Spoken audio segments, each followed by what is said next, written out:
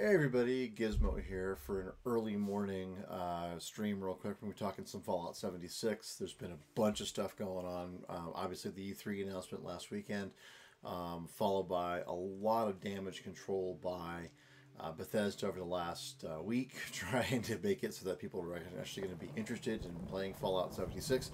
But I thought we would go ahead and play some Fallout 4 while we talk about Fallout 76 and some of my concerns about the game, but also kind of some of the things that I'm looking forward to. So, just make sure everything is looking good here. Hold on.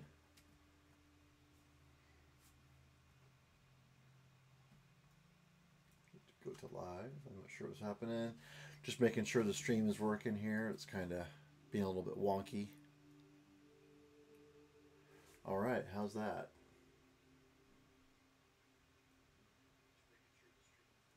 Okay. All right. Cool. All right. So hey, how's your week going? Welcome to the stream. This is my buddy Pikachu. Cheers. It's beer 30 somewhere, but it's a little early for libations for me. Hopefully you've got something that you're looking for to drink. Got my Schrodinger's cat shirt. I picked it up at Denver Comic Con this weekend. I saw it and I thought, oh my God, have to have that. So anyway, welcome aboard. So like I said, we're going to be playing some Fallout 4, but we're going to be talking about Fallout 76. And so please, let me know if you guys have any questions or comments about stuff. I'd like to kind of hear what you guys have to think about Fallout 76, about all the things happening with BGS, Bethesda Game Studios. And let's make sure we're all trying to do the best thing for the Fallout community. So let me just go ahead and talk a little bit about kind of where I'm coming from with Fallout 76. I think the challenge for me is that I'm a single player guy. I don't much care for the multiplayer games in terms of World of Warcraft or EverQuest or EVE Online. I mean, I recognize that there's absolutely a benefit for those for the people who want to play with those things, and that a lot of people like to play those. But I think the success of Skyrim, I think the success of the other game like the Elder Scrolls, ESO, Elder Scrolls Online, obviously massively popular. But I think it's because they built such a great immersive experience in the single player game with Elder Scrolls in general that ESO was the ability to play in the world, in the oeuvre that they created with ES in general. So I think that that's the challenge, is that it's just going to be hard to know how can we improve on the Fallout experience with a multiplayer version. I think the challenge, though, that I look at is that I don't know that that's really something that we can do. I'm at the slog. Okay, hold on a second. I just need to figure out where I am, where I need to go. Long neck Lukowski's Cannery. Boy, I think of Kick Patowski from Disney XD. All right, anyway, that's just kind of funny. All right, let's see, where should we go here? Should we go into Sanctuary? We need to go to the railroad because we got a lot of stuff to talk about with these guys when we get down there. All right. But let's go ahead and say fast travel there. All right. So anyway, for me coming up, like I said, I never played Fallout 1, 2, New Vegas, 3, any of that stuff. So I recognize that there's a gigantic amount of what do you call it? Carrington wants to talk to you. Sounds important. Okay. That there's a bunch of stuff that sort of a history and people's experiences having played these games that is lacking. I mean, it's not something that I have a lot of exposure to. So I'm just coming at this having played Fallout 4 and loving it, and also having played Skyrim and some other games. So I think from my perspective, the nice thing here is that the single player game has been so immersive and so much an opportunity to kind of work with the game in a way that allows you to play like I have been here, which is, you know, playing multiplayer with what do you call it? With not playing multiplayer. Sorry, playing the single player game, and there's multiple sort of main factions you can align yourself with, and I've been able to play every single faction sort of up to a point of no return without having to pick any of them. And doing a whole bunch of side quests are just kind of fun and interesting to do. So, give me a second here. I need to fix something real quick. So, we'll be right back. I'll just take a quick break here.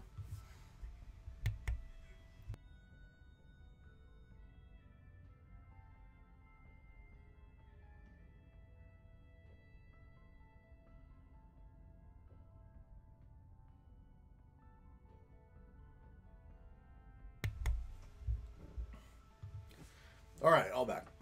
I wanted to make sure I had a network cable plugged in. Reward dispensed. Silly. Okay, yeah. All right, cool. All right, excellent. Ooh, I am really close to the next level. Nice.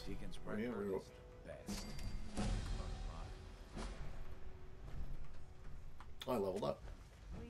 Ivory's level 50. Excuse me. Hey, take your time. Let's talk real quick.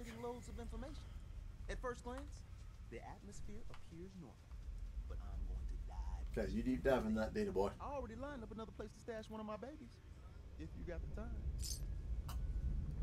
Oh, apparently. All right, I'm going to be doing another one. Okay, cool. All right. Yeah, sure, take it. All right, cool. Camp Kendall. All right. Where's Carrington? I need to talk to Carrington. He said. Started mother view. Okay. Oh, what's that? Ooh, a camera. I need that. I love old world widgets. Worth a fair amount too. All right. You're the one Excellent. that scored the DIA cash, right? Tom's dying to talk to you about it. Oh, is he? Oh, we didn't talk about it yet. 1 more hour till my shift ends. All right, hold on. I was going to talk to Tom real quick. So, you know, there's a lot of stuff that they've been talking about with the new systems within Fallout, and so let's go ahead and talk about real quick about the single player versus the multiplayer stuff. So, I understand what they're trying to do with the multiplayer in terms of trying to get all of the trying to get people engaged and trying to do a whole bunch of stuff where we have we're partnering up and those kinds of things, which is great, and I think it's fabulous. At the same time, I think the challenge we're running into is that we have a lot of players who like the single player version. They like just having that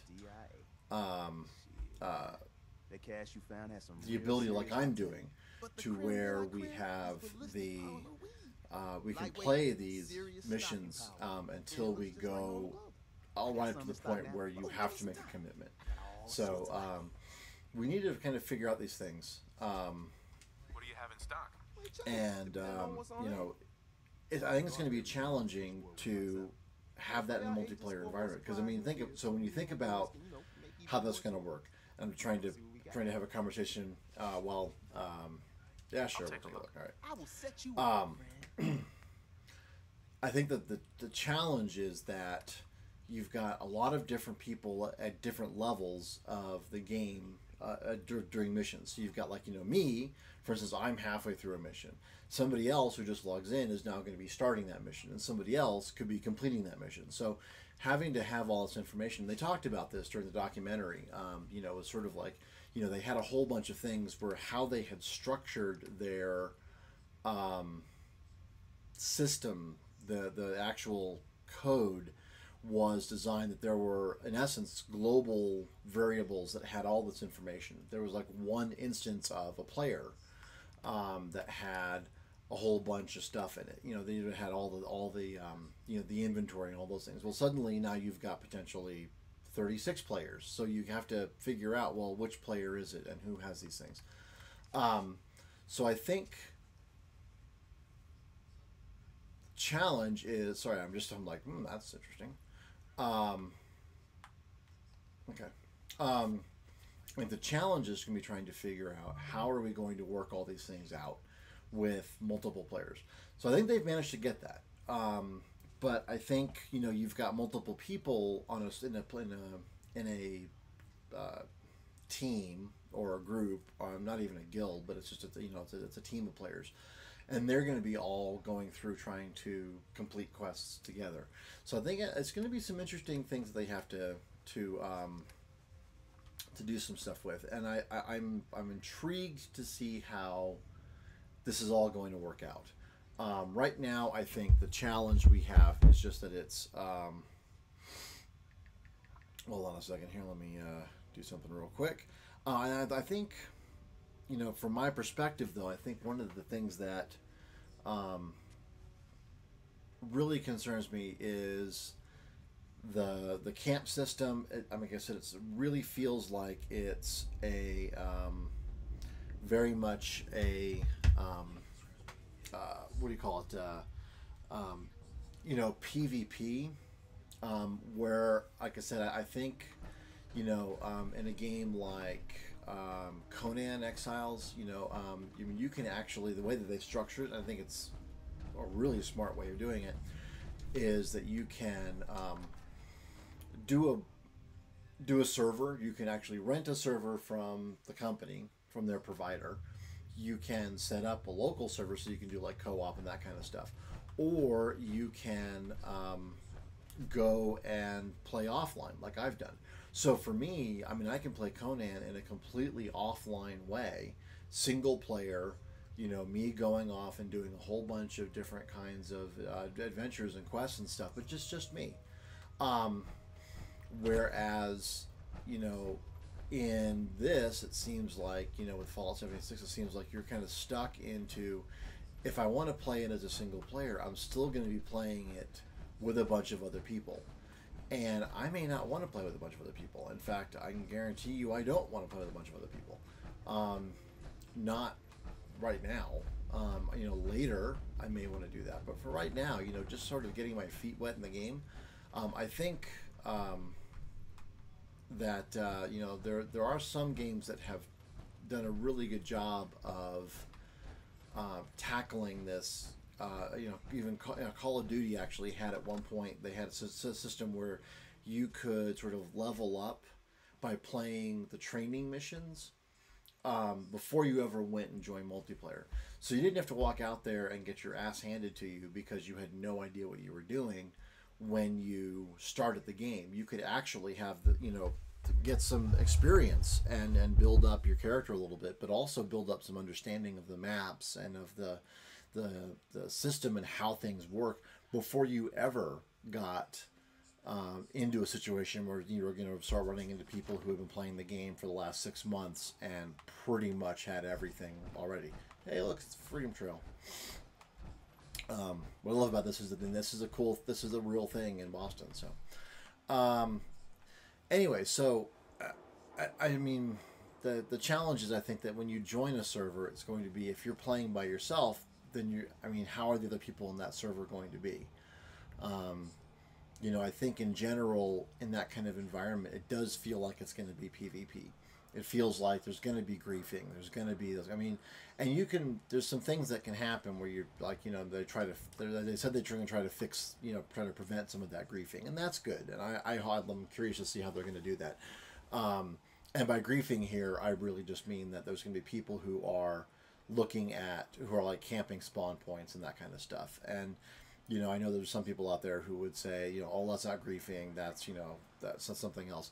It's all part of, in my mind, it's all part of the griefing issue, which is one of the reasons why I don't like playing multiplayer games, like WoW or something like that. It's the having to interact with the other players like that, and being in sort of that, I'm in the don't be a dick kind of camp, and they're in the, be a dick 24/7 camp. I think that makes it challenging. I think it makes it really hard to want to play the game when, you show up, when you spawn and you die. That's just not fun. So I think that we've got, some things that are worthwhile here. And where are we going? We're going this way. Okay. and I think some of the ideas are going to be are really interesting, and I'm curious to see how this whole thing pans out. But at the same time, I am a little concerned about a game that only can be played multiplayer, that only has online gaming available, and that is you know, solely the and doesn't allow you to do the things, like I said, that Conan does, where you can play offline, so you can get a single player experience, even though it's designed to be PvP or PvE. You know, I would also, like I said, probably be fine with a real true PvE experience. And you know, if it was like everybody against the environment, I would be fine with that. That would be kind of interesting, because then we would all have a sort of a not a common enemy, but a common, you know, our intent would be trying to survive the game more than it would be trying to kill each other.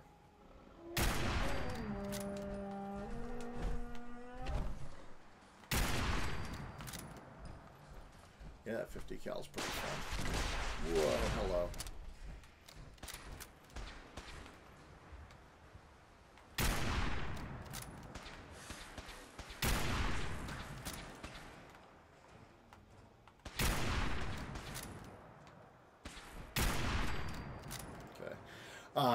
So I think that, like I said, I mean, I think there's a lot of potential here. I am reserving judgment until after, you know, they have a chance to explain themselves, and really demonstrate. You know, I mean, I'm kind of curious to kind of see what is going to happen, and how everything's going to be presented. But at the same time, I think there's enough things that they're saying that are concerning, that I think that we need to be kind of considering, you know, sort of like what happens when these things go,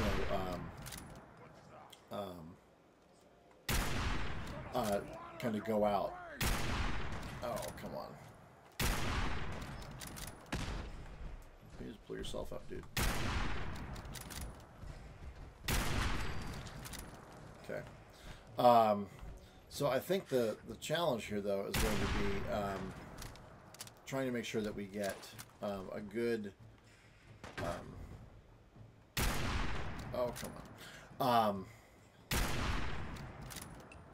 A good blend for the players, and I think the problem is that I'm just not seeing that that's what's being designed here. I think what we got is an interesting idea. I think it's an interesting entry into the multiplayer space, but I also think at the same time that there's an awful lot of unknowns about kind of what's going to happen with this. And as a result of that, I'm just really concerned that we are, that Bethesda's kind of putting themselves in the position where they don't have a real clear path forward that with the Fallout franchise. And somebody else pointed out, you know, look, it takes several years. Oh, God, I missed him. To do these games. So it's not like, you know, we're going to get another, you know, Fallout game in the next year or something like that. This is going to take a while. You know, Starfield's going to be a few years out, and on top of that, we've got, you know, we've got Fallout coming out now, which means no more Fallout for a while, which is kind of unfortunate. So, oh, got to grab Roach. Okay, so yeah, I do not need a mini nuke. Okay, so I mean, we've got a long wait before the next version of Fallout, whatever that's going to look like, and I love the idea of Fallout. Where did I get shot from? I think the idea of it's really cool, and I think that the setting is really cool, and so I'm looking forward to that very much. I think it's going to be really cool to play, you know, just 25 years after the bombs dropped. I think the timing of it is really cool. I think the fact that you're in a control... oh, really? Come on. I think the idea that you're in a sort of a control vault is going to be really interesting. Oh my god.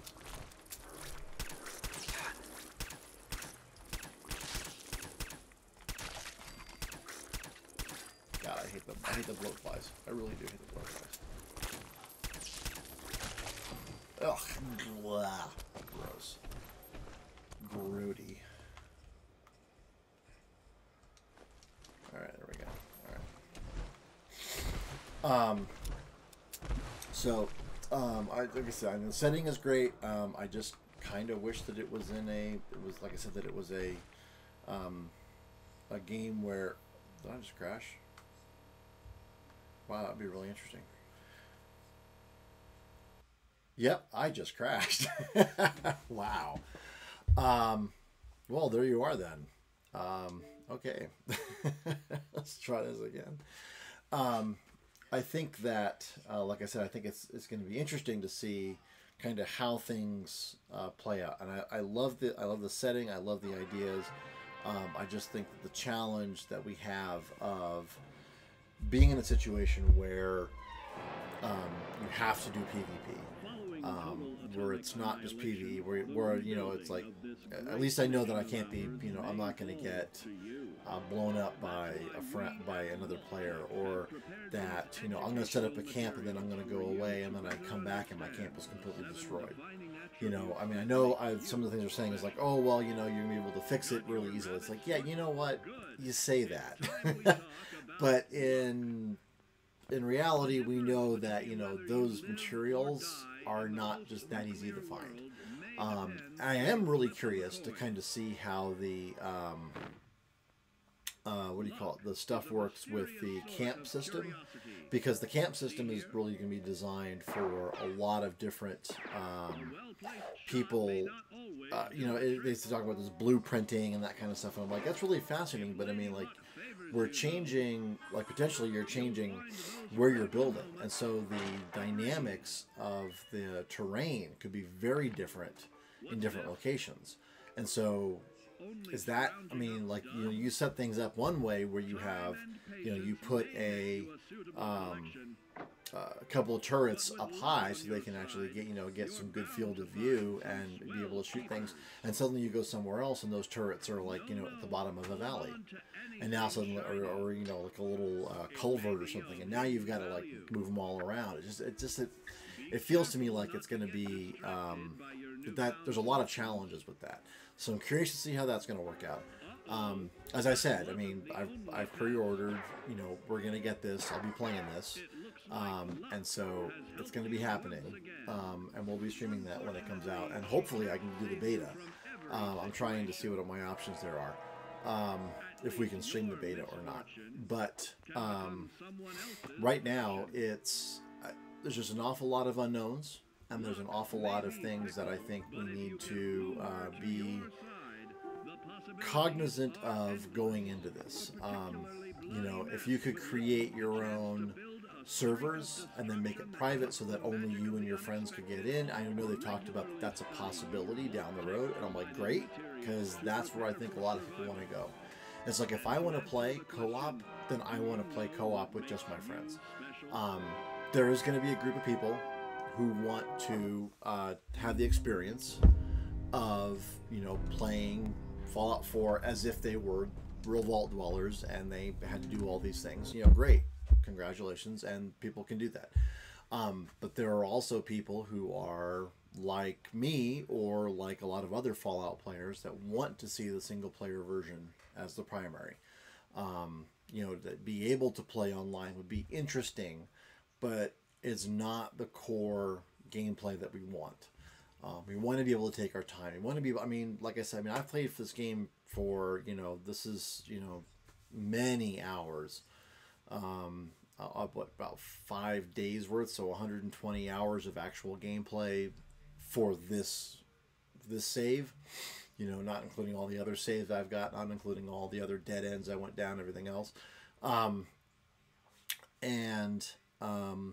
You know, from that perspective, it's been a lot of fun, and it's been I've invested a lot of time in that, but I don't feel like it's one of the situations where like it's like this is where I want to be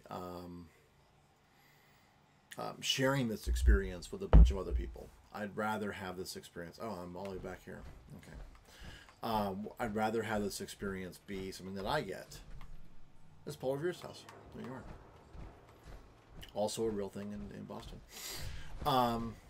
So, you know, like I said, when I look at these things, I kind of look at the potential, and I think it's going to be really interesting. But I think, you know, I wouldn't mind sharing that experience with some people, but I don't think I want to make that my primary experience.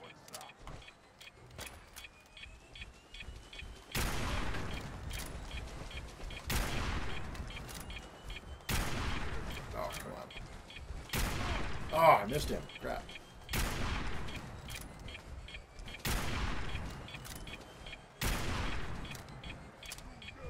How are you not dying? Oh, jeez. I think I managed to hit the nuke. Ooh, hot plate. Okay, cool. All right. So I think like I said, I think there's going to be benefits, and I'm intrigued to see what happens. And like I said, if I can, I'm absolutely going to be streaming it. I need to find out what the options there are. To see if, you know, that's something that they're going to allow for in the beta. Because I know sometimes, you know, some companies are very uninterested in sharing that. Those, you know, that early gameplay. They're like, no, we want to, like, you know, control that experience a little bit better. And that's fine. And, you know, I do know that there's definitely some people out there who what do you call it? Oh, that was a horrible shot. That there are developers out there that are very concerned about that, and understandably so. But my hope is that they're going to want to do that. We're going to want to share that because, I mean, after all, there's so much unknown about Fallout 76 and about what that experience is going to be like. And so I think that they're going to be interested in having people explore the world and demonstrate, you know, kind of, here's what you're looking at, here's how the gameplay is, here's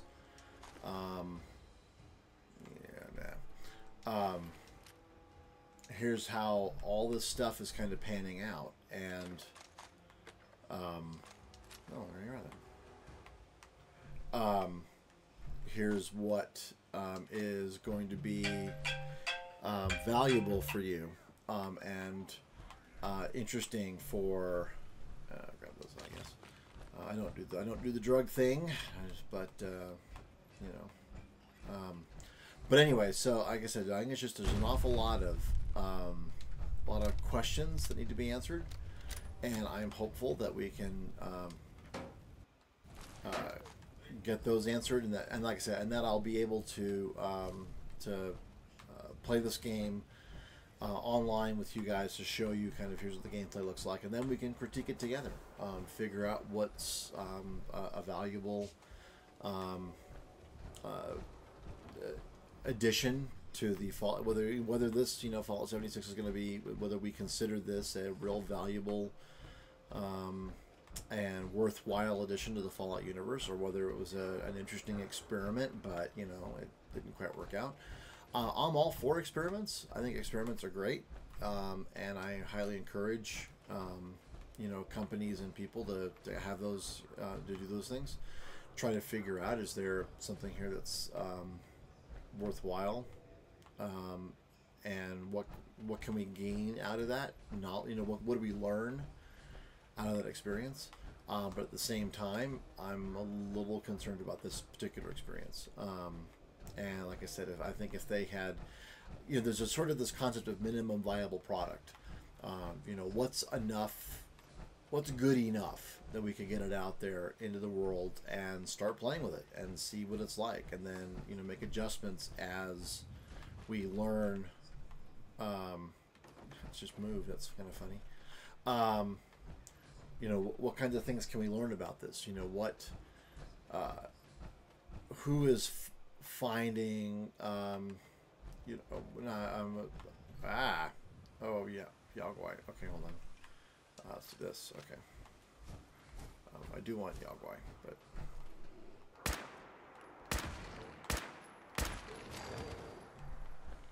Oh, poor the old Yagwai. Alright, there we go. But, yeah, okay, cool. Hey, look, it's power armor. But I think that the challenge here is that how they set it up, I think, is going to be, it's going to end up being a little bit of an interesting, it's gonna be challenging because of the way that they've structured this. So I'm hopeful that we can kind of figure this stuff out. Are we heading that direction? I have no idea where I am. Yes, we are heading that direction, but we got a long way to go. Okay. Like I said, you know, the fact that they're not offering a single player version from the get-go, it's like offer the single player, but then offer the multiplayer. But I think, I mean, what they're trying to do is they're trying to vet the concept of, is there a market for a multiplayer game, and how will we make a multiplayer game of Fallout work? You know, what kinds of things can we do there? And I think that's again an interesting tack, and I'm curious to see what they do with it. But I think that again, at some level, it's going to be kind of unusual to kind of see. I think it's going to be challenging to hardcore Fallout players to have them feel like they have a lot of what do you call it? They have a lot of say, or that it's going to be a game that they're interested in playing. And I can completely understand why there might be some hesitation. Like I said, I have some hesitations about this game, but I'm also looking at it from the, you know, I'm probably going to be just fine. I mean, I'm certainly going to play the game, and I think that it's going to be interesting.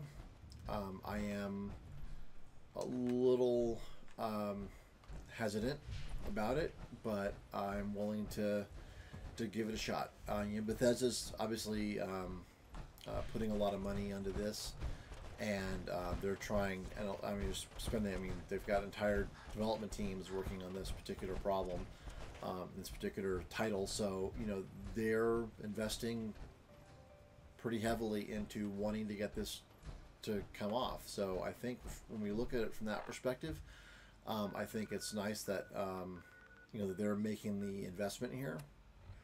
But I think the other thing we need to kind of keep in mind is that it's a risk, and you know, I think you know, there's some titles that have a lot of you heard they're going to get a couple of workbenches where you can build full-size settlements like in Fallout. Yes, actually, that's exactly true.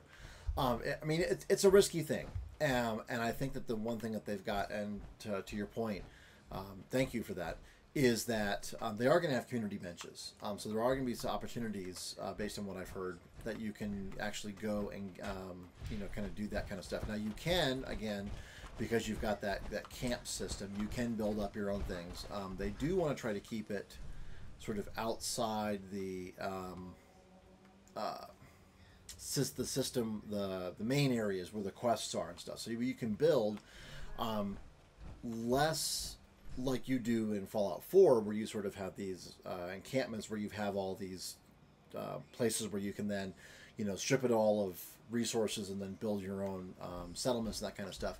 And instead, what they're doing is they're focusing on doing the you know, we're going to have the Diamond City. Okay, we're going to have the community benches where you can do this, and then you can build your camps outside of these main settlement areas, which I think is really going to be kind of an interesting take on it. I mean, it's sort of like they reverse the entire system because they want to allow for maximum benefit. That said, one of the things that they've got going on is that they do have this. The map is 4 times larger, so you've got a lot more space to build, and a lot more places to go. But that said, you've also got a lot more people that you're fighting for resources with. So, and trying to do quests and all these things. So I think that there's going to be some elements of this that are somewhat challenging from a logistics perspective of when you're playing as in this new world. But I'm really curious to kind of see what happens with the I did not want to do that. I think there's gonna be some interesting things that have to happen, and again, just having it where people are stumbling upon your system, your camp, and then they take it down. They said some things that are kind of, I'm not quite sure how to take it. And it kind of seems like your game is kind of mutable in terms of like what servers you're on. That you may not be on the same server all the time, which is kind of weird to me. And the reason I say that is because they talk about, like, let's say that you leave the game, and then you come back and your camp has been attacked and destroyed, or it's been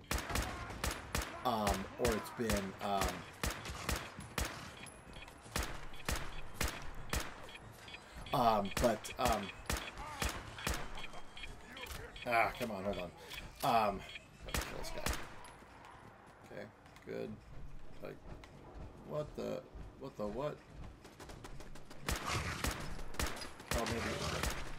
maybe it was the Diamond City guys. Okay. Anyway,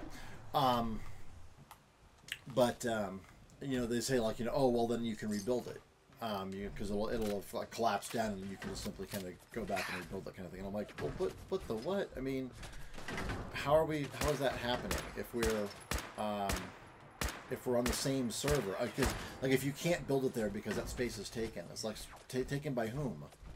I mean, if my stuff was there, then it should be there, and if my stuff is not there, then whose stuff is there? So I'm kind of intrigued to kind of see what happens. I do like the ragdoll physics here. I'm kind of intrigued to see what they mean by that, because it doesn't really, it's not completely making sense to me yet, given what they've talked about. But I am kind of interested to see how they manage to. I mean, I think it's a great idea. I think it's kind of cool that they're going to make it so that you can kind of keep your stuff and not have a huge detriment if for some reason you get killed, or your stuff gets mangled somehow. That it's not like you're not going to end up completely horked with when you log back in, which, like I said, that's kind of nice. At the same time, I don't know that this multiplayer thing is going to be the best way to go. I'm intrigued by the community workbenches. I think that's going to be a really unusual thing, but I'm wondering if that's just so that we can kind of what do you call it, so that we can build stuff without actually like having to, because you're not going to have settlements.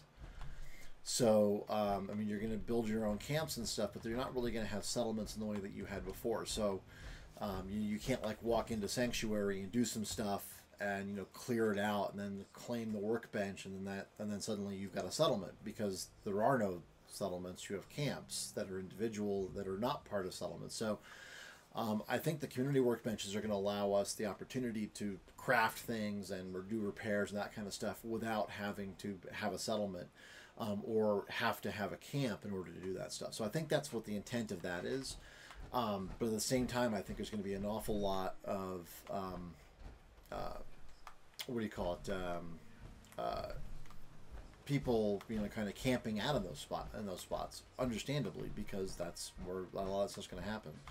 You know, people are going to have to go there in order to do stuff. So I think if you're going to see any kind of griefing during the game, I think that's where it's going to be, is at those community sites. Because you really can't do anything about it. I mean, you have to go to those. I don't think you have a choice. Unless you build your own camp somehow. And I'm not sure that, like I said, building your own camp is going to provide you with what you need.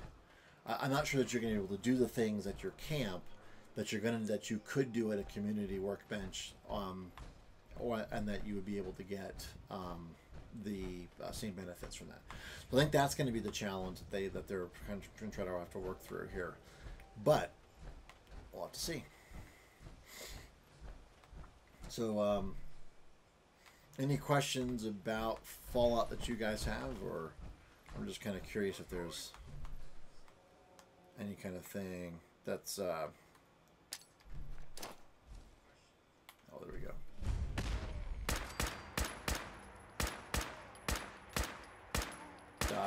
Die. Thank you. Oh, hello.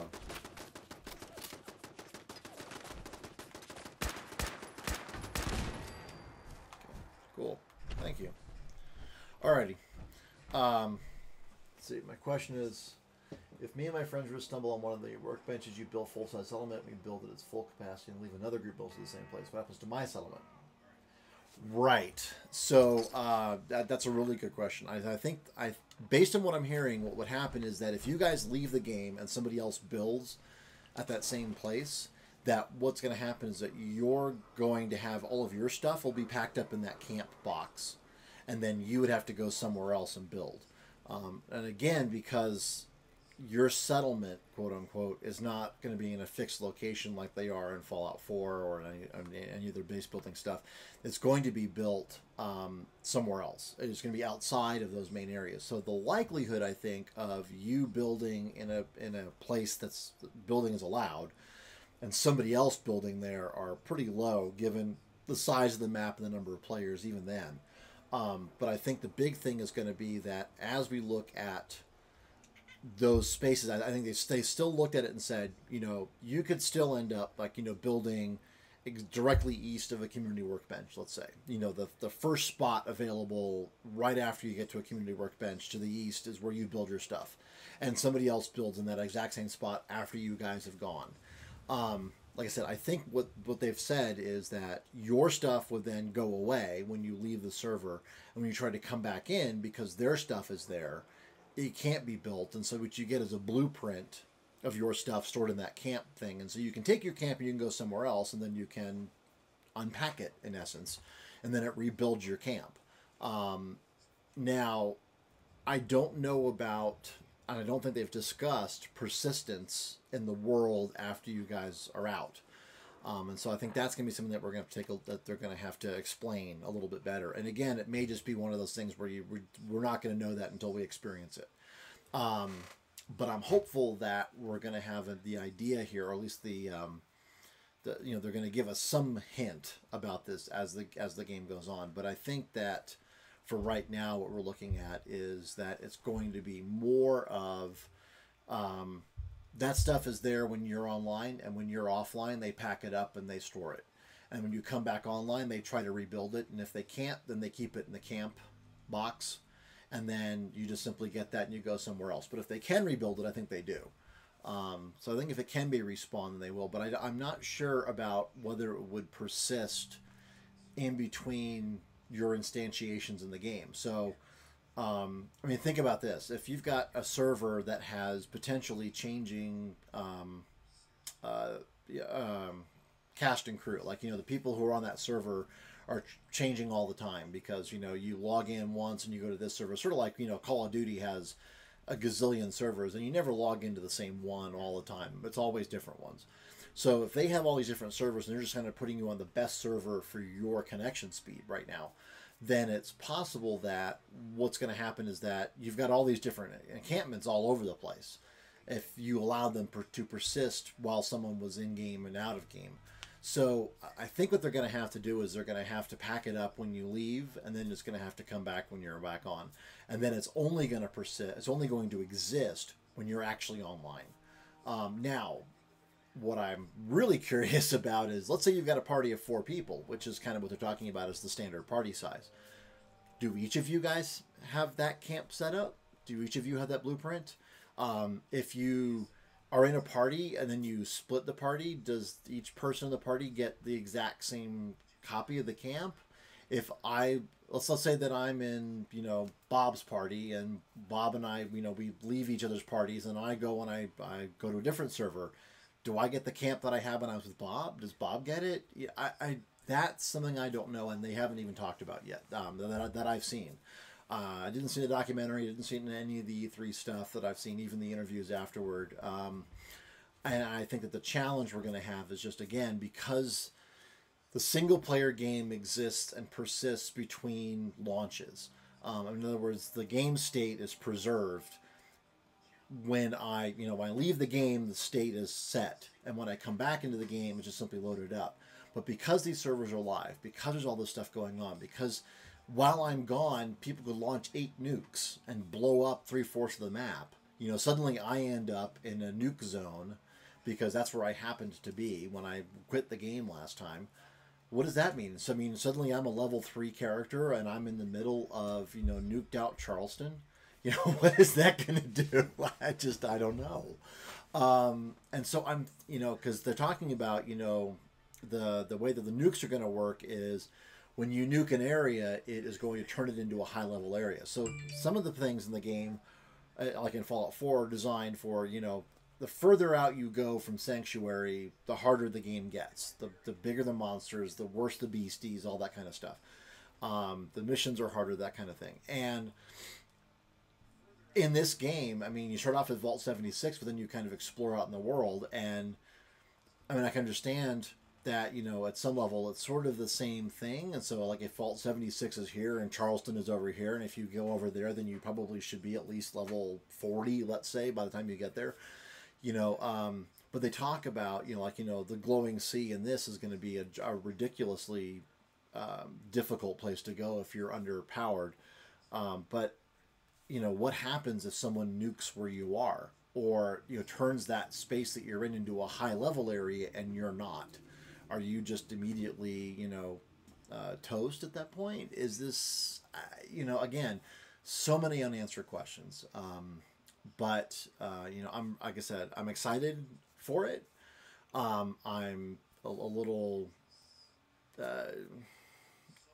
anxious about some of these things that they're talking about. I recognize that they've had to make some pretty major upgrades to the game engine. I know that the game engine they had before was not really designed for this, and they talked about this during the documentary, that there's really not much of a multiplayer structure in place. So they had to create this, and that, of course, that has a cascade effect across almost everything. How you structure your software, the actual code, really determines, is really intended to reflect how the game is going to be played. And so you can't take something like Fallout 4 and say, oh, let's just turn it into multiplayer. The implications of that, you're talking about refactoring or rewriting huge chunks of core system code. Like I said before, when you've got that everything is sort of like on the player and there's only one player object in the entire universe, and suddenly you can have 36 of them, that really changes how things work. How do I see when somebody has something? What happens if we get multiple drops? Everybody grabs something and we build something collectively, but then what happens, like I said, when we leave, if I leave the party, do I get that stuff? Do I get the raw resources, sort of? It's going to be really interesting to kind of see how that's going to work. And I think that the fact that we're not going to have a real true single player or even just co-op PvE kind of experience where I can take a group of friends and we can co-op against the game, player versus environment kind of thing, I think is going to be a big challenge for the system. So one thing that Todd Howard said that I think is really absolutely true, though, is, look, there are as many different types of game experiences as there are players. Everybody plays Fallout with a different intent, with a different expectation, with different desires and wants, and everything is going to be they're just it's everybody's bringing something to the game. They bring all of themselves to the game, and so every experience is going to be different, and every expectation is going to be different. And you can't build a game to match every expectation. It's just simply not possible. So what you have to do, like when I'm designing games, I have to take a look at what do I think is going to be fun. The one of the goals, and one of my longtime friends and former coworkers, his name is Dan Cook. He works at a company called Spry Fox. He's the chief, I think, creative officer. I'm not sure anymore, but he's sort of like the lead creative person on the group. But guy's brilliant, all right. But he talked about the biggest thing is finding the fun. You've got to figure out what the fun is. Where's the fun in this game? And then build upon that so that you can say, okay, well, this was interesting and this is fun, so let's continue on with that. But if you're doing something and all it is just going to be kind of boring, or it's the grind, then no one's going to want to do that. Or at least maybe you don't want to do that. Some people find it therapeutic, or they find that there's like, oh boy, it'd be really kind of cool if we just what is it? Just kind of mentally, it's sort of relaxing to just kind of do things like my wife plays Populous, or used to play Populous way back in the day, and just simply being able to kind of go through and just create stuff was just kind of fun for her. It was mindless, but it was therapeutic in a way. And so some people want that. They want the grind because it's you don't have to think about it. But other people want, I want hardcore role playing, and I want this, and I want really difficult quests, and I want all these other things. And so I think from that perspective, again, it's what kind of experience they're trying to go for, and what player base out of all the people who exist who play Fallout are going to want to share that experience with them. And so I think that's going to be the challenge, and how much of that larger base is going to do that. So you're going to get some haters, you're going to get some, as Hamilton says, you're going to get love for it, you're going to get hate for it, and they are. And it's just how it's going to be. Sets a missile. Yeah. Yeah. So when someone sets off a missile and give people a warning so you can actually get it'd be nice to get the hell out of Dodge if there's like, holy crap, a missile incoming, that would be pretty funny. So, but I do know that they did talk about, like, you could nuke if there's other players there, then we'll nuke them. So I'm intrigued to kind of see how that plays out. But I hope so too. And I hope that, like I said, I'm hoping that they are taking all these things into consideration, that we're not going to have a situation where, I'm a level 15 character who happens to be in Charleston when it gets nuked, or that it gets nuked while I'm offline. So when I log back in, suddenly I'm in a space where I need to be level 75 to survive. It's like I've got, glowing death claws. You're like, holy crap. I mean, I've got a pistol. What can I do? Run away. I think it's these have got to be things that they're thinking about. I mean, if we're thinking of them, they're thinking of them. That said, and I know that they're checking this stuff out too. I mean, they're checking social media, they're checking the streams, they're checking the stuff to kind of say what's the pulse. And like I said, bold direction for Fallout, and for Bethesda, especially given the Save Player One campaign they just came out with 6 months ago. I mean, that was literally 6 months ago they came out with that, and then they're saying, "Oh, by the way, we're jumping on the multiplayer bandwagon." So, that would suck pretty bad. So, but I think it's just funny that they went this direction, and I mean, there's sort of not a hypocrisy to it, but it's kind of a tone deafness. Where it was just like, we decided, yes, save player one, and here's multiplayer. You're like, but what the okay, whatever, guys. So it's just kind of funny, but and you gotta laugh a little bit. But like I said, it's bold. I'm really intrigued to see what happens with it. I'm also kind of expecting that at least the initial stuff is going to be not so happy. And again, this may be a direction with the Fallout series that I define that I'm not that interested in playing. Or it could be that I find that, you know, teaming up with other people is bog easy, and that it is the best thing, and that everybody gets duplicates of everything, and that it's like, I mean, it just ends up being the best experience I've ever had playing online.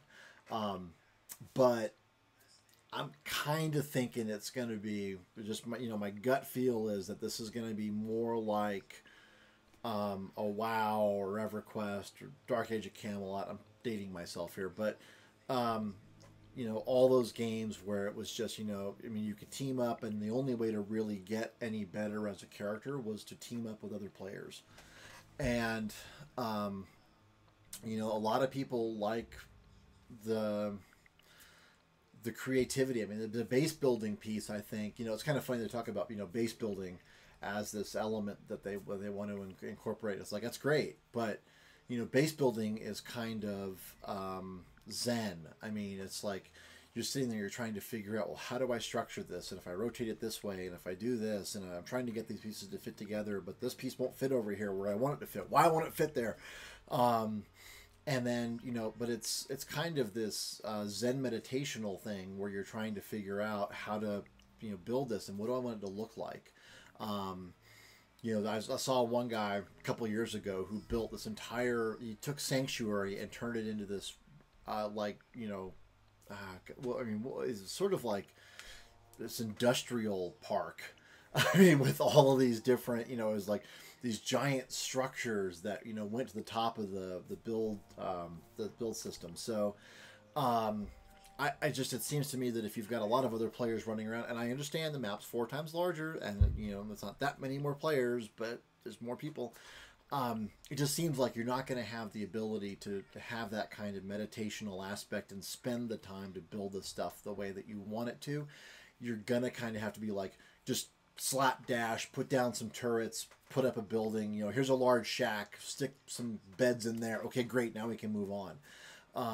I'm just afraid that they're kind of losing some of the benefits of it. Of course, the mod community, and this is for the PC stuff, because, you know, really mod stuff on console is kind of wonky. But you know, I think that that's kind of one of those things that it's going to be a little bit more difficult to manage. I just think we just don't have the same. It's going to be a very different experience building bases in Fallout 76 than it is in Fallout 4. And I think the idea is cool, but I think that there's kind of a lack of recognition about what makes it cool. It isn't building the base that's cool. It's building the base the way you want it built, and the style that you want, and, you know, being able to kind of, you know, make it a representation of something that you want to see in the world, rather than just, you know, I've got a couple of shacks and I built a large space and I put walls and a roof on it, you know. So I think that's kind of the challenge here. So, yes, snap points. Oh my God, yes. I hope snap points won't be a pain either. I mean, I know sometimes the snap points are because of the terrain and because of the clipping and the, you know, it's just, it's like it's too far off the ground, and so I'm not going to let you do that. But at the same time, it's kind of a challenge, and I agree. And the fact that they're putting it in West Virginia, and they talk about the fact that it's very hilly, and I'm like, yeah, okay, so not a lot of flat space is what I'm hearing. So, I mean, I think we have to build, like, you know, in levels on hillsides is kind of what it sounds like to me. So I'm kind of intrigued by that. The game continually crashing at launch. Oh God, yes. I think everybody is. And I think the other challenge that we're seeing, especially with AAA games, I don't understand it. I understand it, but it's a poor business decision. Is let's ship a game and then immediately have a day one patch. And you're like, what? I mean, come on. And it's because they can. It's because we now have the ability to you know, to patch. You know, before, like when you used to have games like on the PS2 and stuff, you couldn't do that. It wasn't an option. You had to have it where you were, you know, when you put a game out, it was on disc. It had to be, you know, your gold master was a gold master. And now it's kind of like, it's like beta complete. You know, it's almost there, but there's still some bugs, and we got to work some stuff out. We didn't add all the assets, but we'll add those in later because no one's going to get there right off the bat. You know, it's like, okay, guys, that's, you know, then delay your game or reduce the scope or do something, but don't put out a crap product because you've got, because you can put out a patch. All right. Put out the best quality product you can at launch and then build upon it. But don't put out crap and then expect to patch it as soon as it goes. And I think we've seen this with a lot of AAA titles, EA especially, I think, with things like, you know, you've got Call of Duty, World War II. I liked the game, but boy, there was a lot. I mean, it was like, as soon as you logged in, it was like a 6 gig patch. You're like, oh my God, you know, Kingdom Come Deliverance was the same way. Hey, thanks for the follow, Shredder. And yeah, I mean, I'm on Xbox as well. You know, so I'm really concerned about all these updates and everything else that's going to be going on. And for me, it seems like we just have so much potential here, but there's also so much potential for disaster. It can go, you know, a couple of directions, and I'm afraid that it's going to go in a very disastrous direction. But they're going to put something out that's not really high quality at the beginning, that they're going to focus on, you know, putting something that they can then really, you know, try to patch later, that the online experience is going to be buggy at best. You know, they have a beta program, and I bought the pre-order so that I can sign up for the beta program and help try to make all these things done. But I think the big thing for me is just making sure that we actually have the ability to do these things at the beginning of the game, and that we're not going to be, you know, as you download the game and then you launch it, and then it's first thing it says is, you know, an update is required. You're like, oh my God, please just stop. So I'm hoping that won't be the case. I really expect it's going to be. And, you know, some of it is going to be bug fixes, you know, things that they don't want people stumbling upon. But at the same time, you know, some of it is just sloppy coding and bad engineering practices, or rather just not good engineering practices. So my hope is that we're going to be able to, you know, see a good quality product come out. And I'm hoping the beta program is going to really help them get a lot of people, you know, beating on their servers and trying these things out and going, oh my God, this mechanic really sucks, change it. But I also am afraid that it might be too late at some level to make those changes. I mean, you know, we're talking about a November release date, so 5 months away, less now. So, you know, they've got to be done with it by, you know, if they want to be really truly, you know, hammering away on this thing, they got to be done with it around September. From a, you know, functional complete, here's the mechanics, here's how the game is going to operate perspective, then we can begin looking at, okay, now what is it going to look like? Now, how can we tweak it? What bugs can we fix? That kind of stuff. You know, really that hardening phase to make it so that we can go and play it effectively on launch day. So, all right. Okay. So let's go ahead and see here real quick. So anyway, I'm intrigued to kind of see what happens here. Let's see what I have. I would like to. Am I already maxed it? I am not maxed out on Strongback. Oh, when over encumbered, you can fast travel. Oh yes, yes. I want to do that. Okay. I got it. All right, excellent. All right, clues. All set. Nice. Okay. I don't like being able to not fast travel when I'm over encumbered. I have to say that is one of those things that's nice to get around. Okay. Gonna set up Mila in here somewhere. Auto saving. Yeah, I bet you are auto saving. Okay. But I'm over encumbered, so I got to figure out what my inventory looks like here. Well, what have I got? You know what? I can eat some stuff. I can eat a blood bug steak here. There we go. All right, and now I'm not over encumbered. Railway spikes. Yeah, can you do that? All right. All right. So I think actually, and we gotta get this. Okay. So anyway, yeah, I'm really kind of intrigued. Whoa, hello.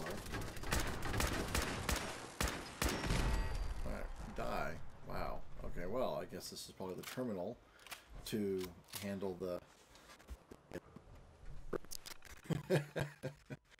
or remote door control. Yeah, open door. Cool. Opening doors. Okay. This is bullshit.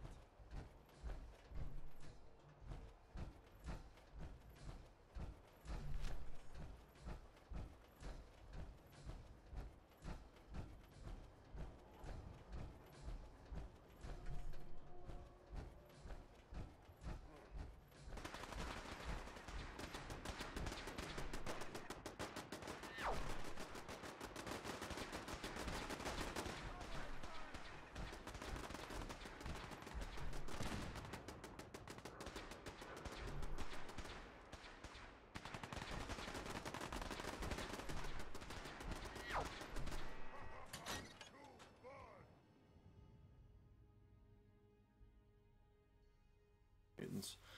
So, yeah, like I said, I mean, I think it's going to be interesting to kind of say, whoa, hello.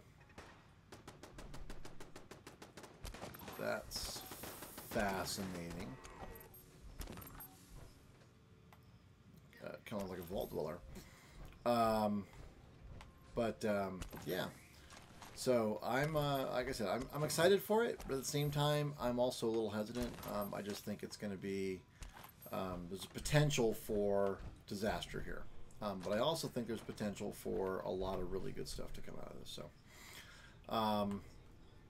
the other elements here, I think, is that, like I said, with the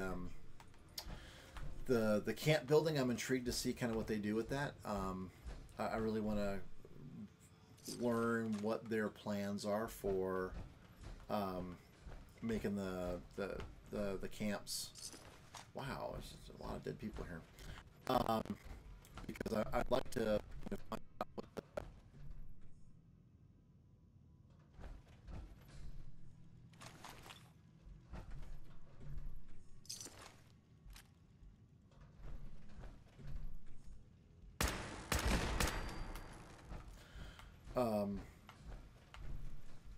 of course. All right, hold on. I gotta figure out what I got.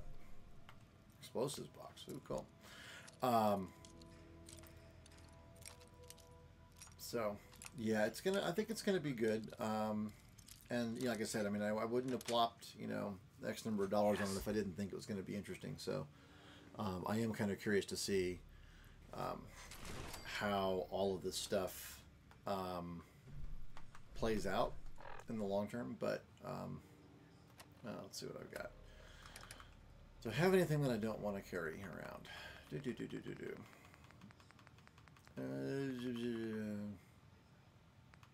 need to sell some of this stuff.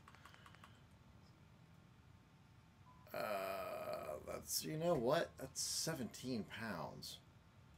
And only 238. That's 238. What's that? 238 too. Okay. A nuclear grenade. Well, let's see what else I've got for stuff. Can I get a covert sweater vest? A covert sweater vest, yes. Okay. Strengthened shadowed. All right, hold on. That's, you know what? Goodbye. A trilby hat. All right. Miscellaneous stuff. That doesn't really count. Ugh. The hide. Maybe I get rid of the hide. And the hide's 2.5 pounds. It's only 4 leather. Yeah, okay, bye. Alright, there we go. Alright. Okay, moving on. Let's see. I've not spent hardly any time looking underwater. We haven't found anything besides sunk boats. Have you found any secret underwater spots in F4? Actually, so I did find something interesting. I did stumble on a what do you call it? A power armor. So, yeah, I've actually found some interesting things underwater. There's I'm trying to remember where I found it. I think it's over near the Slog. There's a lake with a plane in it, and the plane right next to the plane, under the water, off of the right wing, is a T-45 power armor, and it's a bit damaged. It is missing most of the parts. I was missing the helmet and I think an arm or some stuff, but it was just kind of funny. I was like, well, there you are then. So I did not expect to find a T-45 power armor underwater like that. That was just kind of weird. So, all right, we're going to get rid of that. But yeah, it's kind of funny. So I think that's the only thing I have done that as well, trying to kind of, you know, I don't need that. Trying to, you know, just kind of look underwater and stuff and see if there's anything there. And in general, I agree. I mean, there's definitely some sunken boats, and there's some other stuff, but honestly, there's not that much under the water that I found either. Got 306 stim packs. I need to get rid of some of those. I mean, they don't. Well, I guess they don't weigh anything, but still, it's kind of like a little ridiculous. 306 of them. So.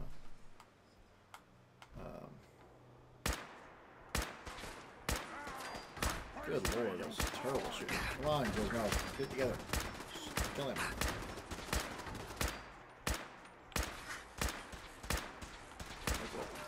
Turret up here.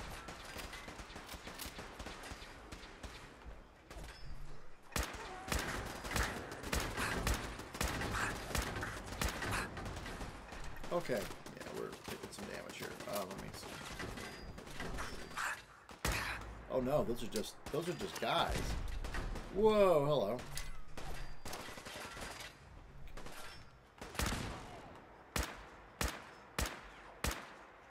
I'm not doing any damage. There we go. Now I'm doing damage. Finally. Die. Oh my god, die already. There we go. So, yeah, I really haven't found that much underwater. Like I said, I did find that one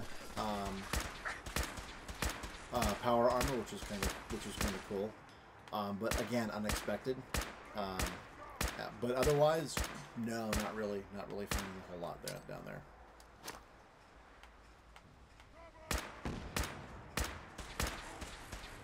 Alright, you know what? I'm gonna change guns here. Here's my 50 cal. There he is. There we go. There we yeah. Bye. Okay. Done. Whoa.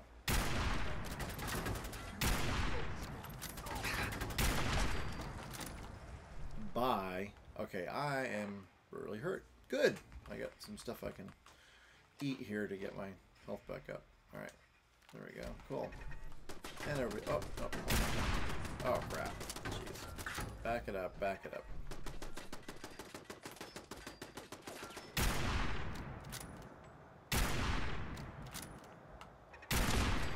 There we go. Okay. Much better. Alright. Yay. Reload. Alright, my core is down. That's okay. Alright. So, yeah, and I mean, I would definitely, if you're interested, I would take a look online and see if there's anybody who's got something that, you know, that you may have found. I think my last time that I was playing, that I streamed, I had I think is when I found that power armor. So if you're kind of curious, I think my last stream, which is on YouTube, if you go look for Gizmo DeVoe on YouTube, you can find that that stream, and then you can see what the what it looked, you know, where it was. But like I said, I think it was there's a lake over near the slog that I found it. Okay. Oh no. Let's see. Go this way. Close. There we go. Got it. Yes, got it. All right, there we go. And that's really all I want. Okay, cool. Thank you. And I already got everything from him. Yep. Do not need a sledgehammer. All right. What is over here? So yeah, I think, whoa. Okay, well, there you are then. Raider body. I'll take your ammo, please. Thank you.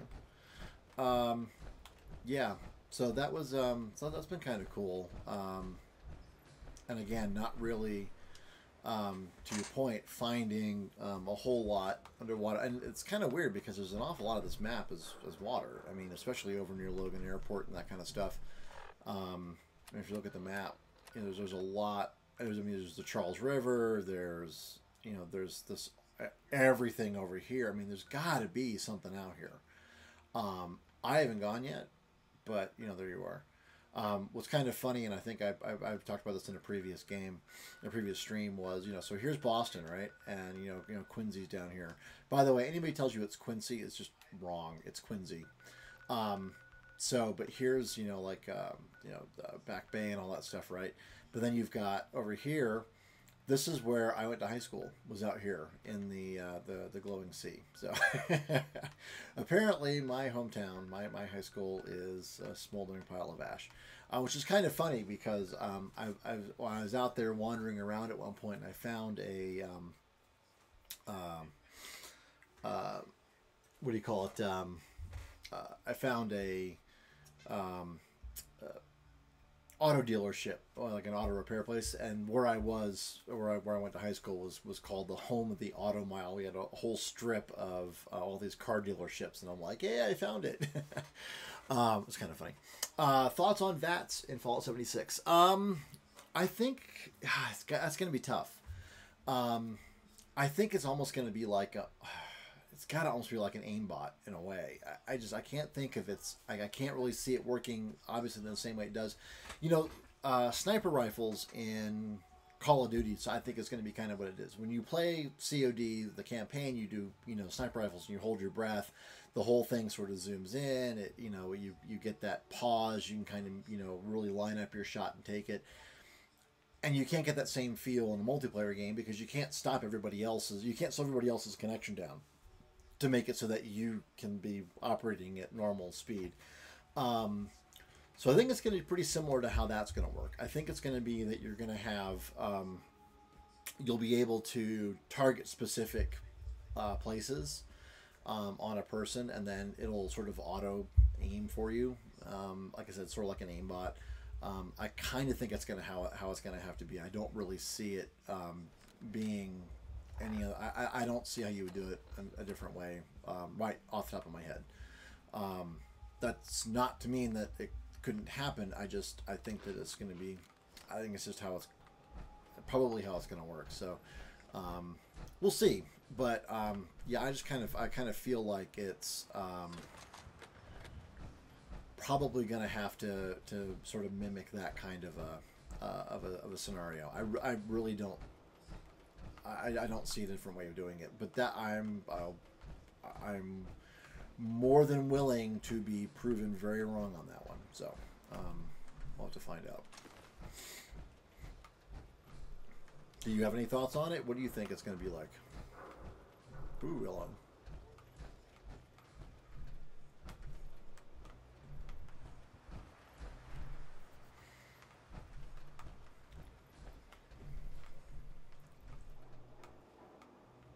right, well, I guess we're going down. I'll have to go back in to go down. Okay.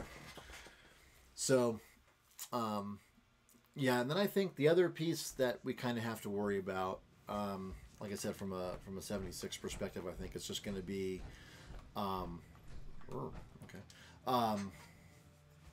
is the fact that, you know, you're going to have such a disparate collection of people with different levels. So I think everybody in the game is, I mean, you're going to have some people who are level 50, some people who are level 5. You know, how's that going to work? Especially in a PvP environment, which is what we're looking at here. So how is that going to play out? Are we going to have situations where, you know, it kind of shows up and says, you know, you don't want to attack this player, or, you know, you do want to attack this player? Does, you know, they talked about something. They're saying that there was one thing around aggression. They're saying that there was, like, you know, aggression settings for players. I mean, I think, you know, a lot of these things are just like, you know, we don't really know what we're going to do yet. We're still working it out, but we have all these ideas. The problem is that we're kind of getting close to you know, the time when we need to be done with this stuff. When the development team needs to be like wrapping stuff up and saying, okay, this is what we're going to ship. And so now, you know, I'm a big fan of agile software development, which means that, you know, we do work in small bits and we complete that stuff and then we move on to the next thing and then we complete that. So it could be that they are doing that style of development for themselves, and that's kind of, and they're just kind of working through to get what do you call it? That's how they're doing things. Is, you know, we'll do a little bit and then do a little bit more and a little bit more, and then they're trying to see how all these things sort of interplay with each other as they add them. You know, one of the challenges I think that we have is it's really hard to plan the stuff out from the beginning. In fact, I say it's impossible, which is kind of why I support the development the way that I do. And so I think from that perspective, I think it's really challenging if we're not going to provide the you know, we're not going to look at everything as an individual feature that we can build or not build depending on what time we have available and what kinds of capacity we have to do these things. So I think from that perspective, I'm really kind of intrigued to see how all this stuff is going to work, but at the same time, I'm also a little leery that, you know, they've been working on this for a while, obviously. You know, if you look at some of the things, you know, they've been talking about all the stuff coming around on Reddit, you know, in December of last year, someone's posting up and saying, hey, look, here's what's going on. And so, you know, we knew that they've been working on this stuff for a bit, obviously, but I think they've been working on it for even longer than that. I mean, I know they've been working on it for longer than that. My guess is that this sort of started off as what we call a G job, which is a situation which is a project where somebody kind of just does some work to kind of see how things are gonna pan out. It's sort of like a hackathon, if you've heard of the term hackathon. It's just an opportunity for people to kind of play with some stuff and then see how it pans out. You know, you try something and you play and you go, you know, okay, that worked, or no, that didn't work. But that you sort of have the what do you call it? You have this attempt to try to do these things. And I think Todd talked about it a little bit of, you know, that they were we're talking about this for a while. You know, it was an idea that never went away. You know, they tried. They said, well, what about Fallout 4 multiplayer? And then there's like, no, it's not going to work.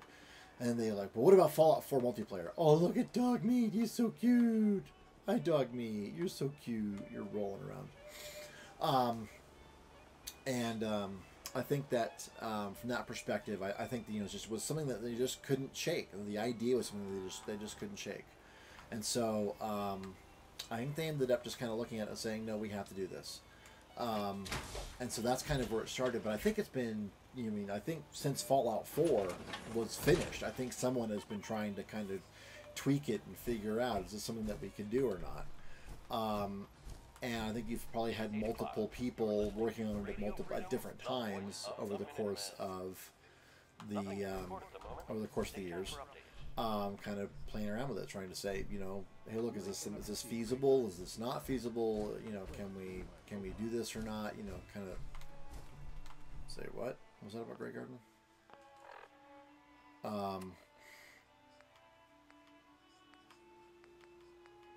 Hold on, let's take a look. So there's something about. Oh yeah, you know what? Let me do that real quick. Where's the Tomatoys? Search the Tomatoys. Yeah, show on the map. Where's Tomatoys? There's the Tomatoys. I haven't been down there. Okay. Oh, and Quincy. All right. It was John Quincy Adams, not Quincy. So you hear Quincy? People not from Boston. You know. They're using Quake servers. Wow. Okay. Yeah. I mean, like I said, it's yeah. it's going to be interesting. I'm intrigued to kind of see how it's going to work, but at the same time, I'm a little hesitant to see how something's going to work. And I think that some of the systems that they built for the single player game are just not that. What do you call it? They don't translate well with into other stuff. So, all right, let's. Oh, he's so adorable. He's so adorable. Look at that dog. Look at that dog. Look at him. Okay. All right. You know what? We're gonna go to Diamond City first. No, actually, I want to go to Diamond City Market. There we go. All right. So, and I mean, the thing is that I'm sure that, the servers that they have, they can stand up and tear down really easily. A lot of those things don't require a huge amount of effort anymore. We're not talking, physical metal anymore. You don't stand up your own server farms. You do AWS or Azure or something like that. You use somebody else's systems because it's just, why invest in it? Unless you want to have absolute control. Like, Carmack, he would have his own server farms because he wants that level of control. But in general, most companies don't need that level of control or want that level of control. Because it's just, it's too much. I definitely, I can understand that. I mean, a lot of companies now will just simply, kind of just punt on that stuff. And I completely understand it. It makes perfect sense to me to do that. I would not spend a lot of time standing up my own servers. In fact, for one of the games that I'm writing, I was doing it for. I had a bunch of stuff, and I had my own server, and I was building it and everything else. And I'm like, you know what? I'm spending like, $10 a month or something for this server, and I'm not using it remotely to its capacity. So I set up an instance of a server, and it was just so much better to just have somebody else managing that. To have somebody else's actual hardware, their iron, being the one responsible for it. For me to do it just wasn't worth the effort. And you're right. Well, it's convenient. And all these things, I think, it's just really convenient to doing these things in different ways. Whether you're doing it as a pipe sniper rifle, a night vision calibrated, powerful pipe. Wow. All right. Oh, okay. I'm just. I think I keep that one because it was night vision, but you know what? I don't think I really need a night vision calibrated powerful pipe sniper rifle. I'm just carrying around a lot of weight I don't need. I mean, the other thing is that if you've already got stuff that's built up that handles the back end pieces of your system that can actually be talking and that can handle the transactions, and you've got a game, especially a game like Quake or Doom or something like that, where it's really you've got to be sending good packet data consistently and that kind of thing. I think that there's just a lot of value in just reusing things you already have. Why would you not do that? You don't have that much money, do you, Percy? No, you don't. That's gonna be a problem. What do you have that I can buy? What do I care about? Yeah, I don't think you have anything that I've got that's not good enough. Wow. Oh wait, here we go. Do you have like a shipment of steel, or let's see. Yes, you do. You have shipments of steel. Cool. If I do that, there we go. All right, excellent. Let's do that. Accept. Okay, cool. I mean, if you build the stuff out, then leverage it. I mean, why not, right? So, But yeah, I think that just an awful lot of stuff is, you know, when we talk about these, we talk about the systems that we have. It's, you know, if you build the infrastructure right the first time, or even if you build it wrong, but then you fix it, you know, that's a good thing to do. I did not want to do that. Hold the A button too long. All right, hold on. No, exit. Transfer. Transfer all junk. There we go. All right, excellent. Go ahead and get in. All right. But the thing is that you have a system. You have servers. You've got infrastructure. You got networking code and stuff, and so you're building on that, and then you continue to improve that incrementally. Then I mean, it makes sense to do it that way. So I would be, you know, using the same thing as well. So, all right. Well, I think I'm going to go ahead and end the stream. It's getting on for needing to do the work thing. But I do want to thank you for joining. Thank you so much for the follow as well, Shredder. That was really great. If you have any questions, you know, just, you know, you can hit me up. I'm at Gizmo Devo on a whole bunch of different platforms. All those at the bottom there over that way. That way. There we go. So on Twitter, Twitch, Mixer, Facebook even, just look for Gizmo Devo. Just leave me a comment. Let me know what you think. Let me know if you have any questions. What do you want to talk about for Fallout for next time? And we can definitely kind of go through and figure out how to maybe, you know, I'll do some more research and then we can have a conversation about that stuff. But thanks so much for coming along, and hope you enjoyed playing some Fallout 4 while we talked about Fallout 76, you know, our concerns. So we'll see you on the other side. Until then, cheers. And thanks again. See ya.